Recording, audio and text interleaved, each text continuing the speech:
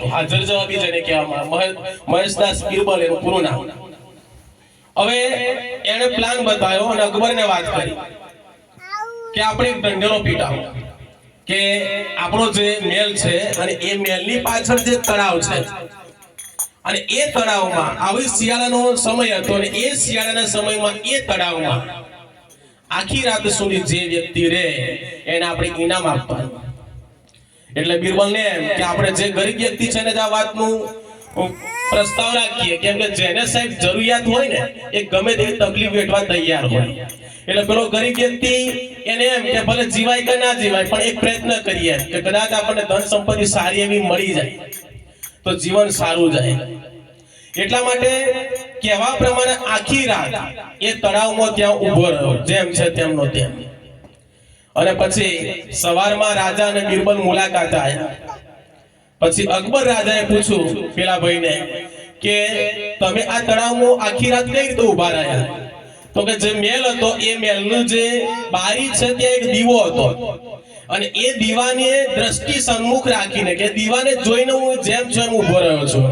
એટલે એ અકબર એમ કીધું કે નક્કી આ દીવાનો જે પ્રકાશ હતો ને એના લીધે તને ગરમી મળી, ઉર્જા મળી એટલે તને ઠંડી લાગી નહીં. એટલે એમ કરીને ઇનામ ના આપ્યું. એટલે બિરબલ બુદ્ધિશાળી હતો. એટલે બીજા દિવસે બિરબલે એક કામ કર્યું કે જે રસોડું વિભાગ હતું ત્યાં 3 લાકડીઓ ઊભી કરી અને એમાં 3 લાકડીઓ ઊભી કરીને વચ્ચે એક હાંડલી લટકાઈ અને નીચે ચૂલો રાખ્યો. પછી એ ચૂલો ત્યાં પ્રગટાયો, ઉપર હાંડલી, એમાં ખીચડી પકવવાની. અકબર ત્યાંથી પસાર થયા તપાસમાં. એટલે અકબરે બિરબલને કીધું કે મૂર્ખ, કે હાંડલી આટલા બધા ઊંચે છે, અગ્નિ કેટલી નીચે પ્રગટાઈ છે, તો એ કઈ રીતે તમારી ખીચડી પકવવાની છે?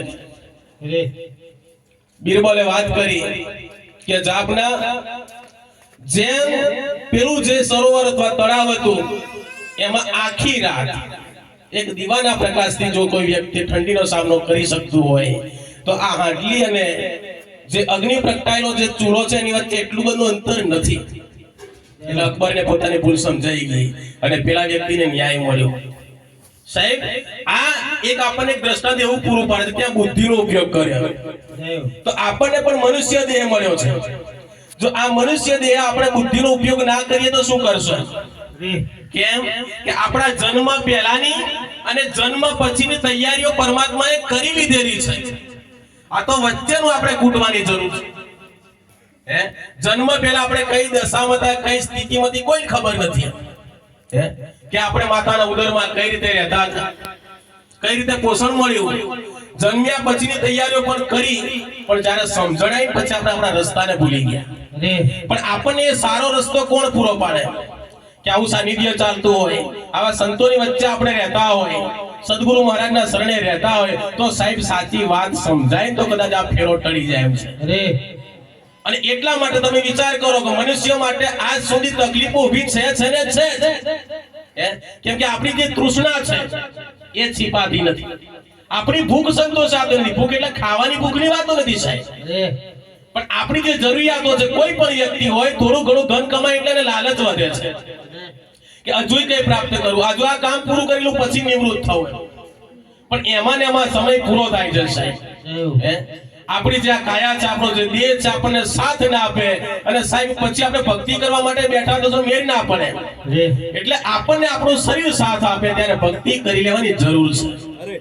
અને ખરેખર યોગ્ય સમય આપણે મળી ગયેલો છે. ગુરુ મહારાજ જો આપણા ગામમાં પધારતા હોય, આપણા આંગણે આવતા હોય તો સાહેબ અન્ય જીવોને પણ એમાંથી દ્રષ્ટાંત લેવાની જરૂર છે કે આમાં કંઈક તો છે. અને સરસ મજાની વાતો કરે છે ગુરુ મહારાજ, જ્ઞાનની ઊંચી ઊંચી વાતો કરે છે. વાત એક પકડાઈ જાય, વાણીઓ પણ ઊંચી ઊંચી બાબતો કહેવામાં આવે છે સાહેબ. અને જો કદાચ એ વાણીની સમજણ આપણને પ્રાપ્ત ના થાય તો ગુરુ મહારાજ જોડે માહિતી શીખવાની જરૂર છે આપણે તમામે. કેમ કે જે સંતોએ વાતો કરી, શાસ્ત્રોએ વાતો કરી, એમાં કંઈક તો રહસ્ય છે. આ શાસ્ત્રો અને સંતોની વાતો સાહેબ આપણને જીવન જીવતા શીખવે. શાસ્ત્રોમાં તમે જો રામાયણની જે વાતો હોય, મહાભારતની જે વાતો છે, રામાયણ સાહેબ તમને સંબંધો શીખવે છે. મહાભારતમાંથી પણ આપણને શીખ મળે છે. મહાભારતમાં તમે જો યુદ્ધ માટેની રચના કરી, છેલ્લે ગીતા ઉભી થઈ. શાસ્ત્રોનો નિચોડ જોવો હોય, જાણવો હોય તો ગુરુ મહારાજના શરણે જવું પડે સાહેબ. સીધે સીધું તમે ગમે તેટલા શાસ્ત્રો વાંચી કાઢો, પુસ્તકો વાંચી કાઢો, ઘણું બધું જ્ઞાન તમે ધરાવતા હોય, પણ ખબર પડવી છે જ નહીં. તો આપણને મોકો મળી ગયેલો છે. કેમ કે આ મનુષ્ય દેહના આપણે જે સમાજ જોડેના કે બધા જે સંબંધો છે તો નાશવંત છે સાહેબ. એ સનાતન સત્ય નથી. પણ એની ખબર ક્યારે પડે? સદગુરુ મહારાજના શરણે જઈએ ને તો. એટલે ભજનની 2 પંક્તિ લઈ લે પછી આગળ વધીએ.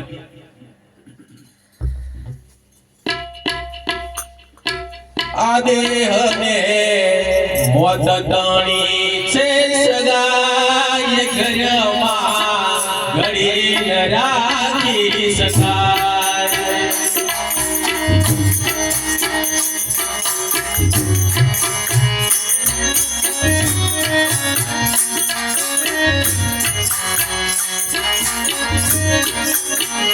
આય દેહને મોત તાણી સગાય ઘરમાં ઘડી રાખી શકાય.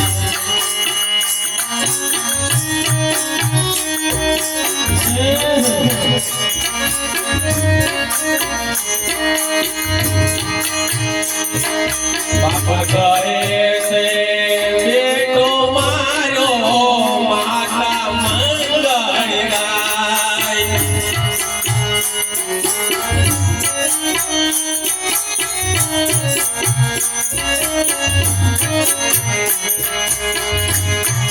બાપ કહે છે બેટો મારો માતા મંગળ ગાય.